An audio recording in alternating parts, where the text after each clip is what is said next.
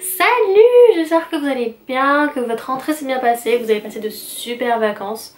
Bon, je m'emballe, mais je reprends un peu depuis le début. Pour celles qui viennent d'arriver, je vous souhaite la bienvenue dans la team bouclette et dans la team Amethyst Mood, parce que ce n'est pas que consacré aux boucles non plus. Mais je suis la sœur d'Armande. Vous avez peut-être pu me voir dans les anciennes précédentes vidéos. Je fais aussi des vidéos, sauf que malheureusement, ayant un emploi du temps très chargé, j'ai dû un petit peu me mettre en retrait tout en restant assez présente pour plein de petits détails pour gérer la chaîne, mais j'ai dû me mettre un peu en retrait concernant les vidéos. J'en suis vraiment navrée et je vais faire mon possible pour que cette année, bien que ce soit une année fatidique pour moi, je vais faire mon possible pour pouvoir être plus présente, parce que cette année c'est l'année du diplôme. Donc toutes celles qui passent le diplôme comme moi, celles qui passent le diplôme, vous savez ce que c'est, et le temps, l'émotion du diplôme. Mais je suis quand même contente de revenir vers vous, de pouvoir filmer à nouveau. On m'a énormément demandé de faire ces vidéos, en particulier, surtout une demoiselle, donc dédicace à toi, Lisanne Ben, si je me trompe pas. Je te remercie. Donc je suis là, et c'est surtout pour toi et certaines autres qui sont quand même venues me voir pour me demander cette vidéo. Je vais vous parler de mon évolution capillaire depuis l'année d'avant. Vous avez pu remarquer que j'ai fait un big shop, j'ai coupé mes cheveux quasiment entièrement pour pouvoir revenir au naturel. C'était assez compliqué au début, dans le sens où j'ai fait presque 10 ans, 10 années ou même plus, presque 15 ans, 15 années de ma vie à faire des waves, à faire des brushings. Je vais vous raconter étape par étape un peu toute l'évolution capillaire que j'ai pu avoir. Donc on reprend depuis le début. Vous avez pu voir la différence de texture capillaire entre ma soeur et moi. Je vais vous faire un petit... J'ai 3 types de cheveux. Là ce sont les cheveux assez frisés, les cheveux bouclés, et devant ce sont les cheveux ondulés. Et petite, j'étais très complexée par mes cheveux.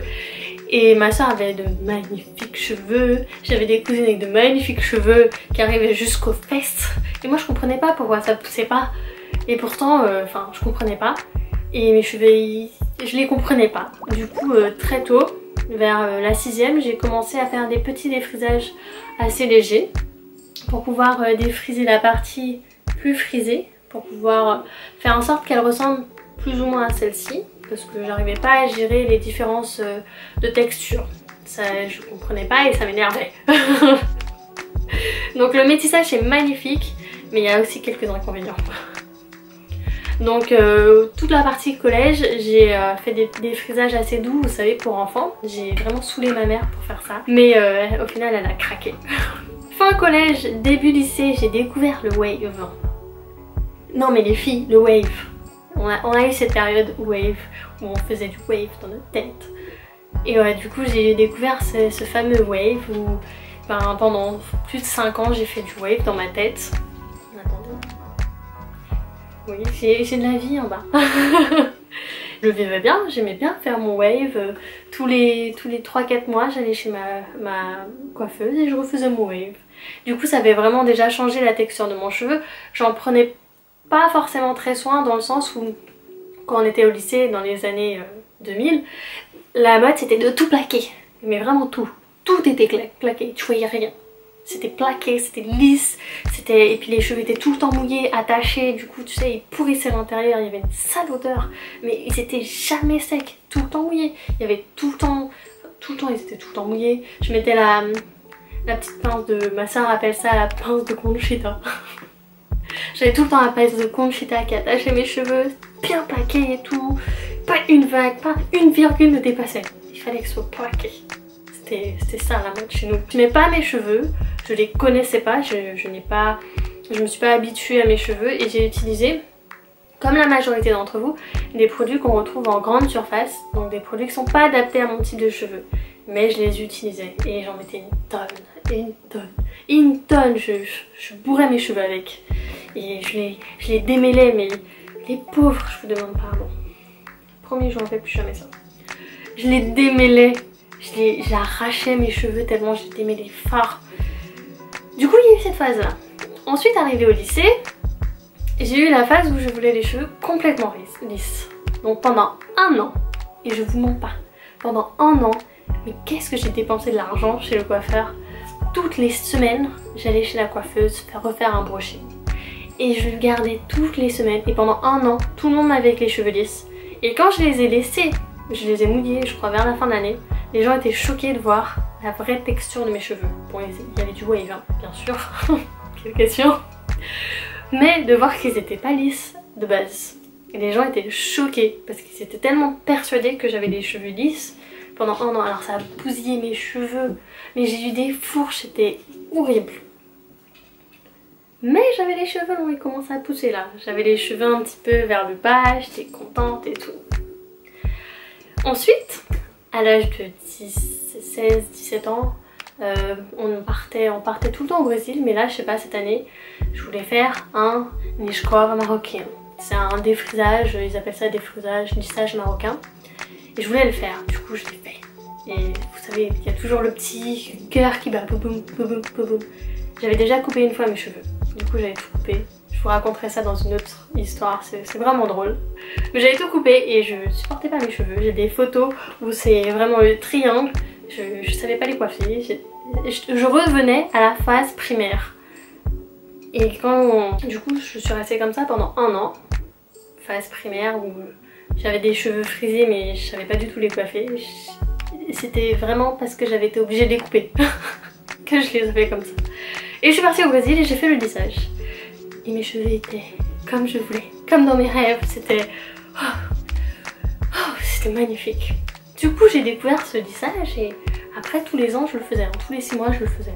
Pendant toute cette phase, jusqu'à il y a 2 ans, mes cheveux ont toujours été lissés, à part 2 ou 3 virgules, 2 virgules où ils ont été naturels mais complètement endommagés parce que je les snobais complètement, littéralement. C'était sur moi, j'étais obligée de les avoir, mais je les assumais pas, vraiment pas. Et l'année d'avant, il y a 2 ans, j'ai été pour la première fois à un... Je crois que je vous l'ai raconté, j'ai été à un événement et j'ai vu les filles avec leurs cheveux naturels. Ma soeur m'avait bien sûr tanné pendant plus de 2 ans sur mes cheveux, mais je n'écoutais rien. Je faisais mon lissage et j'en avais rien à faire. J'avais mon lissage. Et j'ai vu les filles avec leurs cheveux et elles étaient tellement belles.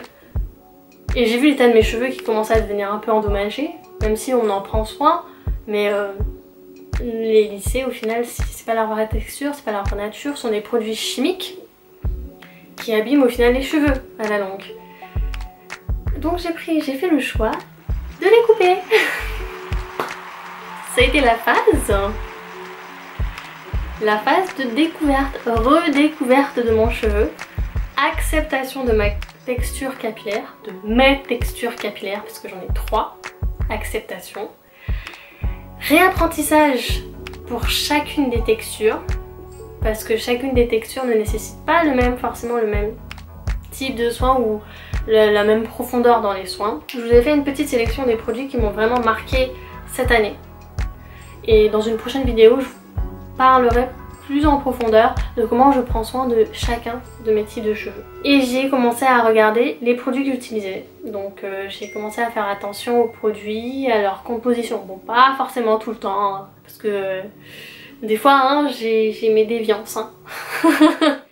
Donc je vous ai fait une petite sélection. Dans une prochaine vidéo, je vous parlerai vraiment de mes routines soins que je suis obligée de faire évoluer assez constamment parce que j'ai un cheveu qui est assez lunatique et qui s'adapte aux produits. Du coup il faut que je fasse varier les soins. En première base, ce que je fais et comment j'aime que ce soit fait, je commence en règle générale par une chantilly. La chantilly de karité de chez des Secret Body. Et en fonction de ma routine capillaire, je peux la faire varier soit avec le smoothie ananas, soit avec une autre marque, un autre produit, en fonction des semaines. Mais le produit que j'utilise tout le temps, c'est le smoothie ananas. Et ensuite, j'ai découvert le Carl Remedy. C'est un cocktail au fait que j'ai commencé à utiliser il y a quelques mois. En fait, je l'ai piqué chez ma soeur et du coup après je l'aimais bien, du coup je l'ai racheté. Que je mets en milieu de semaine pour rafraîchir un peu mes boucles parce que je les rince en règle générale une fois par semaine. Je viens fermer tout ça avec un beurre de mangue que j'ai découvert, c'est le Mango Butter, Je l'ai découvert lors d'un salon et qui est vraiment pas mal. Donc voici un petit peu tous les produits que j'utilise en ce moment. Et j'ai aussi changé la façon de laver les cheveux. J'utilise des savons un peu plus naturels et plus doux. Donc là, c'est un savon solide. Et c'est le shampoing solide aux Karité Équitable de la case naturelle que j'ai reçu de la box Curly Touch. Et il est vraiment top, ils sont vraiment bons. Bon, je l'ai mis dedans pour le conserver. Et ils sont vraiment bons et je souffre pas forcément de démangeaison, donc ça va très bien. Mais je le trouve très bien dans le sens où mes cheveux sont très propres, ils peuvent rester une semaine sans avoir à nouveau ce sébum qui revient. J'espère que cette petite vidéo un peu courte, introductive et biographique de ma vie capillaire vous aura plu. Ça fait longtemps que j'en avais pas fait, du coup j'ai un peu perdu l'habitude. J'espère que ça se voit pas. Donc si elle vous a plu, bon, ce serait sympa de mettre un petit j'aime, c'est toujours cool, de mettre un commentaire et de me raconter un petit peu votre histoire capillaire. Moi j'apprends aussi de vous, donc c'est super cool de pouvoir vous lire et voir comment vous-même vous avez vécu votre transition et votre acceptation capillaire. Et puis de nous suivre sur les réseaux sociaux, nos comptes Instagram Amethysmood et Amethysmood 2.